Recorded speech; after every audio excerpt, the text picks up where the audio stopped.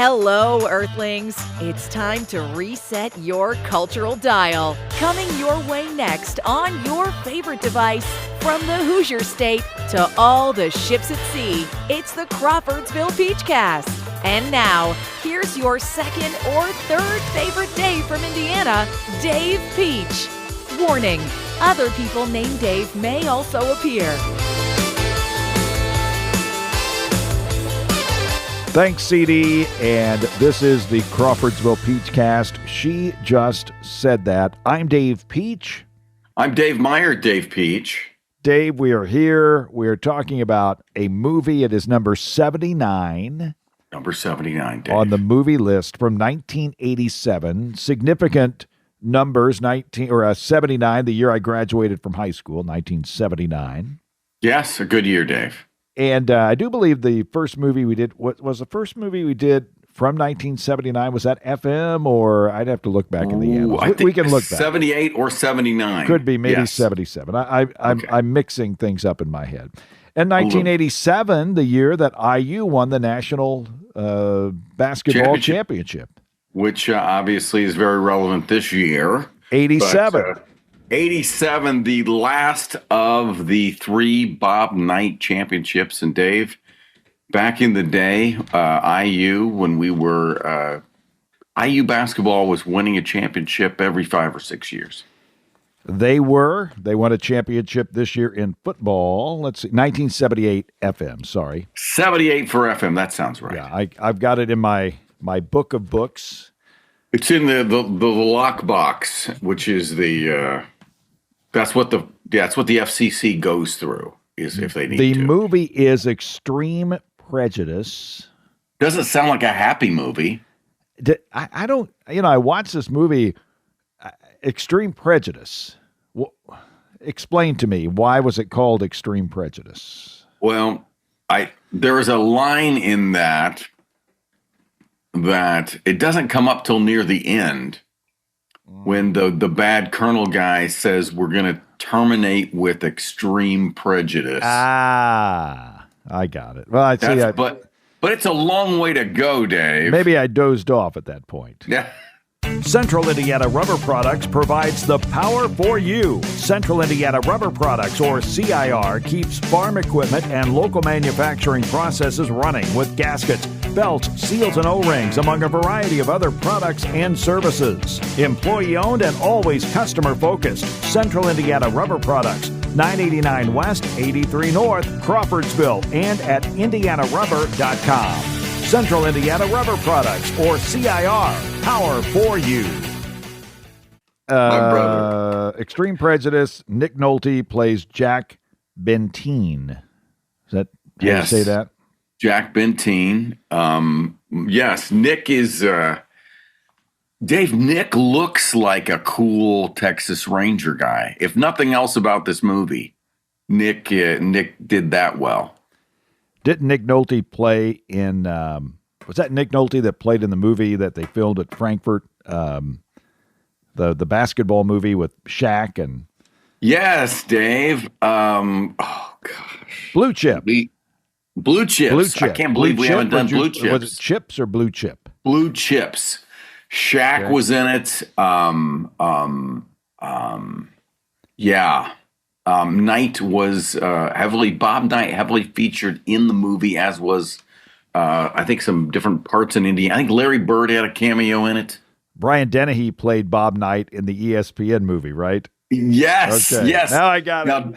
There you go, Dave. Nothing to do with Extreme Prejudice, but going down the Bob Knight movie wormhole. Season on the Brink. They did a TV movie about Season on the Brink, which was a bestseller. Rabbit hole. It's not a wormhole. It's a rabbit hole. I'm sorry. It's just a small. I know that. It's fuzzy.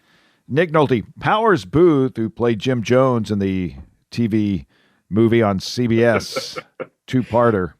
Dave, so he had kind of a bent for a little loco here. Cash Bailey. Great name, Cash Bailey. Great. Very good name. And Dave, I don't know if you noticed, but it's like, they put the bad guy in all white. Telly Savalas, Poseidon Adventure 2. Of course, Telly with that big bald head, he doesn't want to wear no white hat. No. That wouldn't do any good. I mean, we're going really back to Side Adventure 2. Telly Savalas on top of the boat wearing the white suit. Now we got Powers Boothe, Cash Bailey, bad guy wearing the white suit, but he has a white hat. But he had a white suit and a white hat, which to me comes in play at the end. But Dave, this movie, 1987, Walter Hill made probably the movie people are most familiar with is 48 Hours, right? Also with Nick Nolte. Did he make another 48 Hours? You know what? I don't know if he was the director of that. Good question. Wouldn't that just be 96 hours? Yeah, that would be the 96-hour movie. And I think that one went direct to video, Dave. Great name, Maria Conchita Alonso. Yeah, it is. She does. And she has memorable scenes. Rip Torn is also in this movie. Maria Conchita, the love interest, Dave, of both the good guy and the bad guy. Doing the Mary McGregor. Yeah. Torn between two lovers. She played Sarita Cisneros. Rip Torn played Sheriff Hank Peterson. Larry B. Scott played Sergeant Charles Biddle. And really the fourth guy on the list as far as the credits, Michael Ironside, Major Paul Hackett. Not the Paul Hackett that coached the Kansas City Chiefs. Right. No, this was a bad guy, Paul Hackett. But Dave, what do we say about this movie? It's convoluted. It is a neo-Western. It is a that is actually the best way to talk about it because it's an old-fashioned Western with complicated elements. Not to be confused with the romantic action comedy that was, I believe, Mr. Right. I'm picking up on all these. I love the different categories for movies. They're coming romantic together. Action comedy. I love that. I love that. We're in Texas, man. Yes, very much. El Paso, right on the border. Nick Nolte as a Texas Ranger. Rip Torn is the county sheriff. Not in the movie long, Dave. No. Spoiler alert. He does have one of the great scenes in the bar, though, Dave, when he comes in after Nick Nolte and uses the barrel of his gun to take the teeth out of a person who was moving too quickly. Are there other entertainers named Rip other than Rip Torn and Rip Taylor? And if your name is Rip, do you only get to use one letter of the alphabet as your last name? Okay, so let's go through the entire list of known Rips. Okay, and I think... Do you know more than two? No, Dave. After that, I go to Van Winkle, okay? Yeah. So I think Rip Taylor, Rip Torn. I don't think there's another Rip. I think it's a two. Dave. I think those are... If you're looking for a Mount Rushmore, you may be wanting two of them. Dave, Rip Taylor should be the answer to some trivia question. Was he a regular on the Brady Bunch variety show? I think he might have been. He seemed like he was on an awful lot of them. He took his comedy very seriously. All 12 episodes.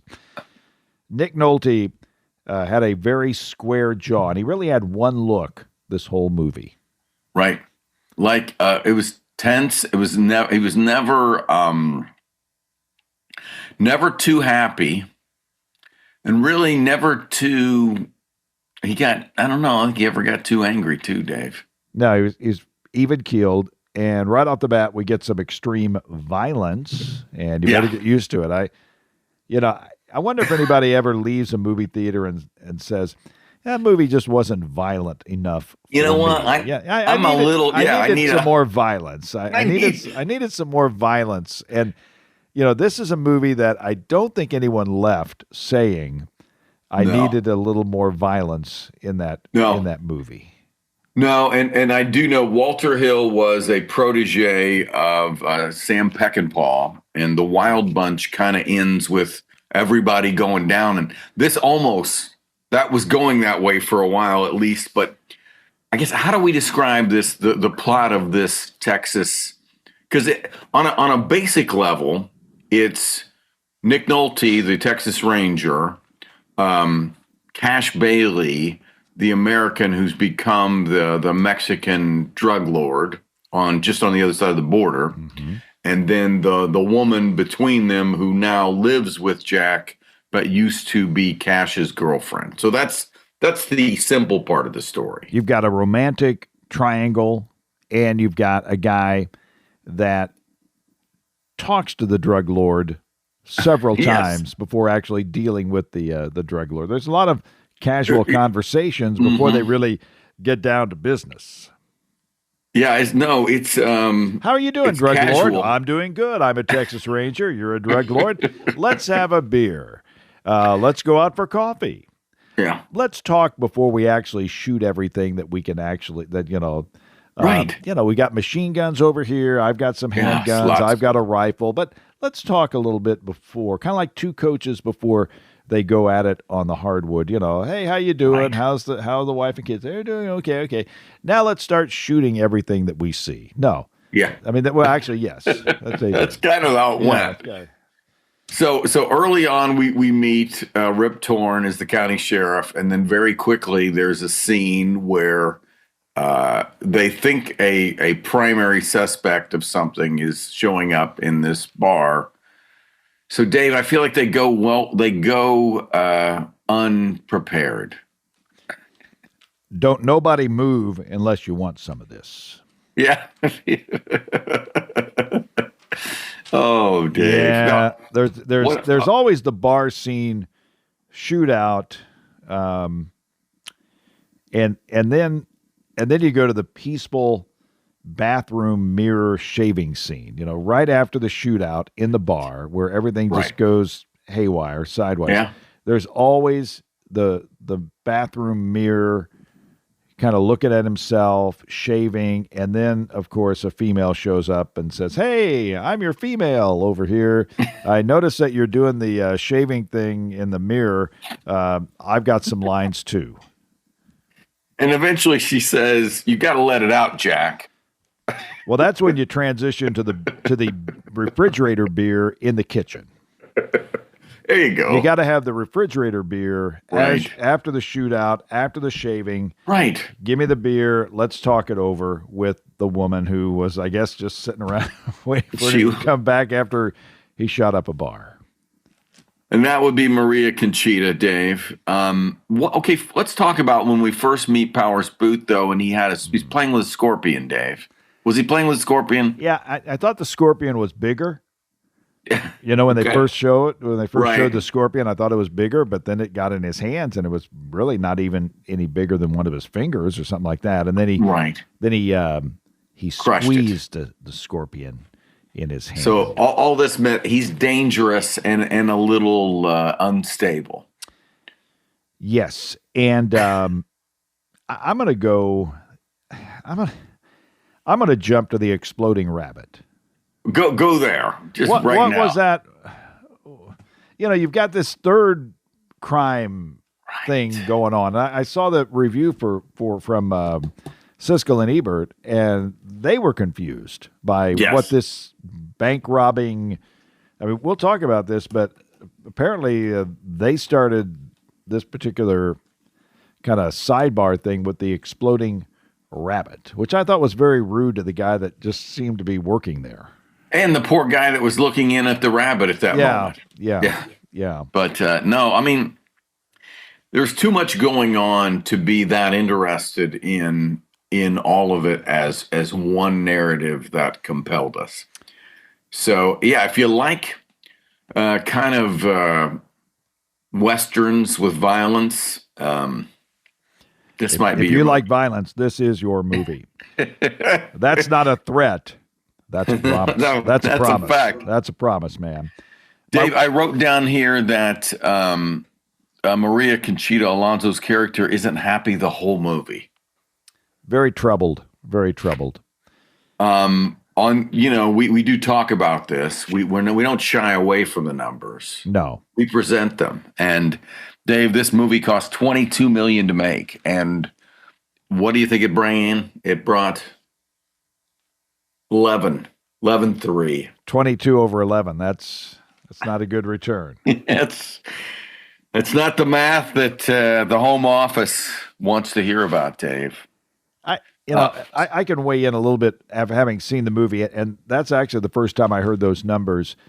You didn't know really what was going on, and the ending of it was not satisfying. No, it was really, I don't know. It was just there was just a lot of shooting, and my wife watched the last 30 minutes with me, and she said it was like a Quentin Tarantino movie. Yeah, so it kind of that last part of it, because that this is, everything's set up for it to be one big shootout from about, I don't know, for the last 45 minutes. Yeah.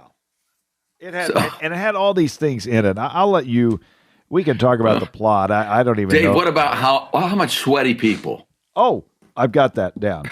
Sweaty chests at the end. Guns, sweaty chests, more guns, more sweat. Beads of sweat on the face. Of course, the open collar shirts with the sweat going down and all that stuff. And clearly there's not like, the carrying laws in Mexico are at least depicted in this movie are casual. I'm going to try to say the plot here. Okay. I know you normally do the plot, but I want you to do it. I'm just going to plow through this plot because I got a lot that I want to get to. Okay. It's a movie. It's a battle between Powers Boothe, as you mentioned, the drug lord, versus the Texas Ranger. That's what it comes down to. Rocky versus Apollo, however you want to break it down. Along the way, there are battles, kind of pre-battles, but it all leads up to the final shootout in Mexico or wherever it was. And along the way, there's this third gang of criminals that I've got. Okay. Bad guys are in jail on purpose. Yes. They're in trucks recording conversations. Yes. They're driving cars in the sand. They're robbing banks and cutting wires, and they all have a plan. They have like a playbook, and they're going to go to the bank during the day. They're going to go at night, and they even plan a distraction, which is even more distracting for me because I'm trying to follow this movie. But ultimately, it is the love triangle between Jack, Cash, and Sarita. And eventually, there's the battle between the drug lord and the Texas Ranger. Yes. Similar to our guy in True Grit. Yeah. Nick can take out 50 guys. Nick did well. The old school Texas Ranger. He very much the gunman. Now, as is the case with a lot of these movies, you've got the guy from the federal government who needs some help.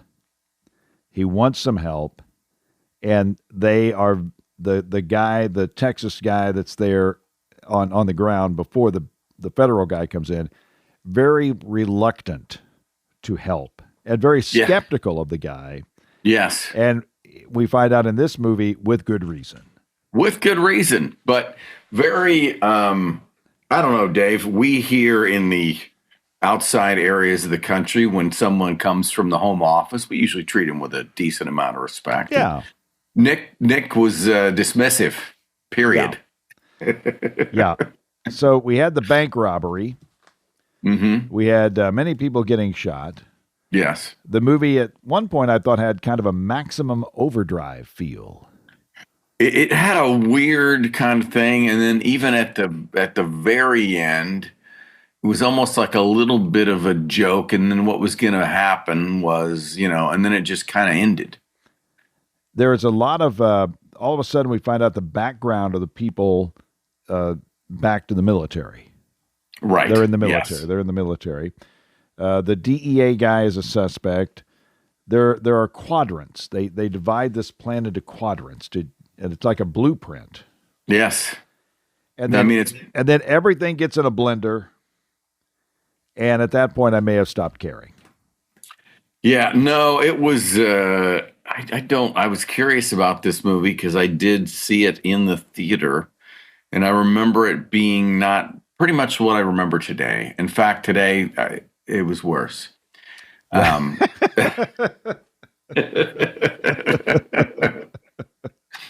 that's going to lead me to my question of the day. We're going to go on, but Sarita is torn between two lovers, as we mentioned. It's Jack versus Cash. Yes, and they were boyhood friends at one. They were when they were they were grew boys. up together. They were friends. Thus, boy friends when they were younger. And again, a lot of sweaty chests. The first shot fired. Poor Jesus. I didn't see Jesus getting that gave point blank range a new meaning. Yeah.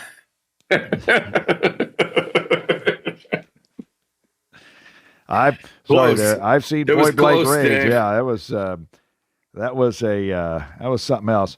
Yeah, and go ahead. And after you shoot someone like that in a bar, yes, you immediately say, "Would the band start playing again, or I'm going to shoot the band?" And believe me, folks, the band started playing pretty quick. Yeah, they got right in on that. They got right in. Those musicians are good listeners, Dave. I have a tie-in with North Dallas 40. Give it to me. Okay. So I know did we ever settle on whether it was Peter Gent or Peter Gent? I'm going to go with I Gent. tell you what, at the end of the day, I didn't think about that one a whole lot.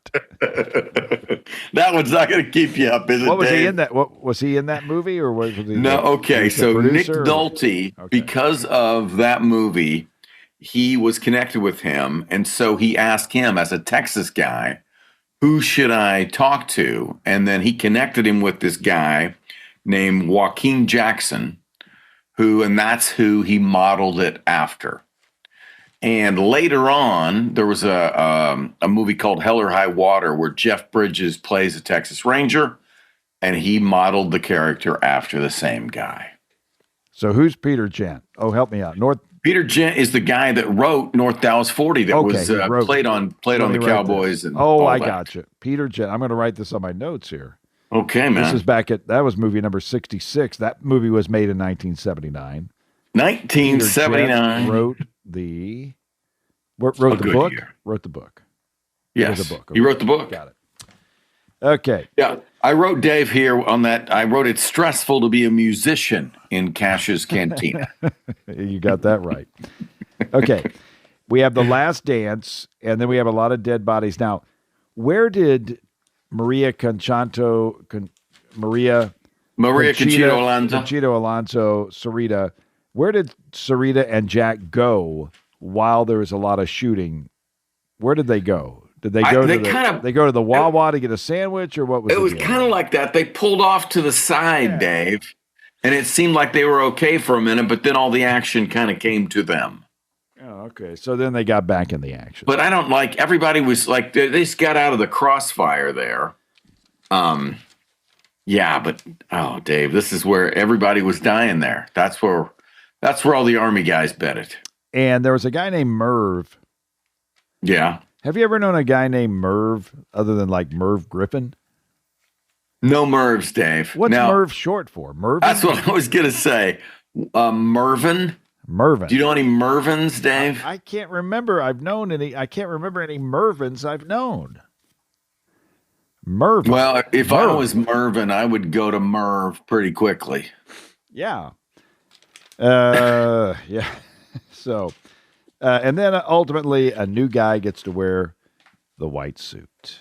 Yeah, that's really kind of the comic thing at the end, and then they kind of walk away and it's over.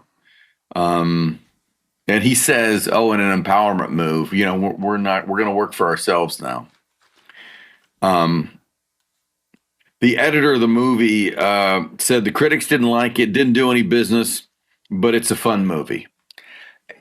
If you like violence. Yeah, I don't know.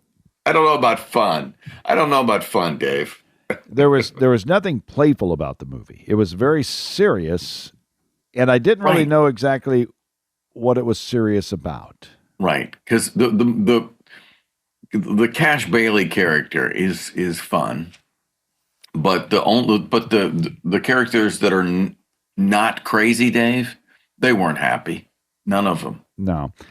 Now, my question. Yes. This movie from 1987, they raised the price for us to watch it. Did we buy it? Did we have to Dave, buy we it? bought it. We bought own it. this for the rest of our lives. Okay. Which I think $5.99. Sure. We had to pay $5.99 to own it. There was no rental. There was no rental option.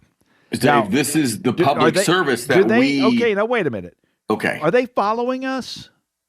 I think they're Do they checking know in. what movies we are doing? And then whoa, guess what? You can't rent that for $3.99. You got to buy it for $5.99. Now I own Extreme Prejudice. Let's get the investigative production staff on this, because I believe, here's my theory right away. They tuned in to the preview show and then they reconfigured the algorithm. Oh, now I want to know how many of the 5 million podcasts are reviewing this movie. See, that's where I think we're strong. I think out of the 5 million, only what I saw earlier was 2.5. 2.5 out of 5 million. 2.5 doing Extreme Prejudice with Nick. And Dave, Nolte. What I noticed on their demo was they were alphabetical. So it just so happened we landed where the E's, Dave. Oh, Joe Bob Briggs, remember him on that famous thing? Joe Bob, Joe Bob Briggs. He would count the dead bodies sometimes. I'd like to see Joe Bob's calculation on this. We might have to do some research. It's big, Dave. Yeah, a lot of people bought it, and somehow Carol Co was right there at the beginning. Carol Co. I don't know what Carol Co was. I didn't understand, Dave. I did not. I know. And doing the back. This was a movie that was passed around a while before it was made. Different people were a guy who was involved in the writing of Apocalypse Now. John Milius wrote the original, and then different people were attached to it. And, I don't know. I get back to. So even though this movie with all its foibles still commands $5.99 to watch it in 2026. It's an acquired taste. Who gets that $5.99? Yeah, who's getting my money? Somebody. Here's what it is, Dave. They're going to listen out of my pocket. I don't I don't get I pay for them because if I'm going to lead us down this road, right? I feel better about free myself. And clear. I feel better about myself. Yeah, we're free and clear. Our conscience is fine. Taking it on myself, man. Because I think what we're doing here, Dave, is we're helping the fact that others might not. We have a small demo that are of the. Yeah. I dig the violent bad movie. Maria Conchito Alonso. I hope you got part of our $5.99. Right. She put a little more in it, Dave. Next up. It is Runaway Train, and I just heard about this movie reading a magazine. It's with Jon Voight. Jon Voight and Eric Roberts, I believe. Runaway Train, 1985. And as we have kind of laid it out this year, we've got 3 movies from the 80s coming up. We will end this trifecta with An Innocent Man, not the Billy Joel song.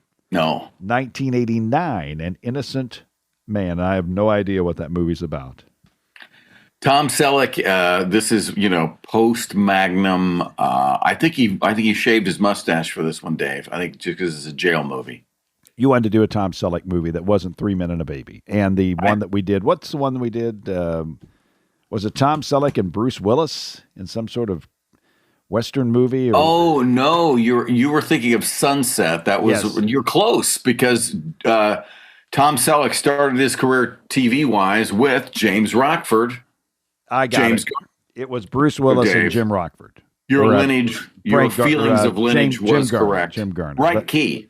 You were in the right acting key. What movie did we do a Tom Selleck movie? I feel like we should have done what's the one, but I think his movies made too much money usually, but we're breaking all kinds of rules. What's the one he goes to Australia with the long gun? Quigley Down Under. Quickly Down Under, Dave. We should that could be a 27 take. And we do have movie news. It is now available. I want to do it immediately, but we're going to try to hold off. Hopefully, it will still be available. Eddie and the Cruisers is now available to watch. I don't think you have to buy it. No. $3.99 or $3.99. It's our white whale. It's going to be movie number 100, but we've got 20 more movies. I don't know if I can wait. We're just going to have to. And what do you see? Now I think to myself, well, wait a minute. I just buy it now before it goes up to $6.99. Yeah, until they realize that we're finally gonna do it. Okay, I'm gonna look up. I'm gonna move the mic over to the computer desk. Dave, I'm gonna look at. I'm gonna look at Tom Selleck movies. I thought we did one. I feel like I thought we did one. Okay. So now I got to go to the filmography here. Mr. Baseball. Did we do Mr. Baseball? I don't think we did. Okay, that would have been the one I would have chosen. Okay, Dave. Here we go. Tom Selleck on Screen and Stage. How about his filmography? Tom Selleck. Here we go. Filmography. Let's see. Movies. A lot of TV. Myra Breckenridge, The 7 Minutes, Daughters of Satan, Terminal Island, Midway, The Washington Affair, Coma, Superdome, The Gypsy Warriors, Concrete Cowboys, Divorce Wars, A Love Story, The Shadow Riders. Shadow Riders? Shadow Riders, that's it. Okay, Dave. I was going to say, what a great. That is early Tom Selleck.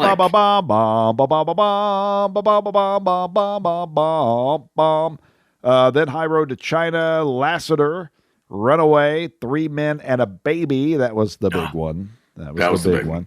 Her Alibi, An Innocent Man, which we will do. Here we are. And then it goes to Quigley Down Under. And then 3 Men and a Little Lady. Was there another one?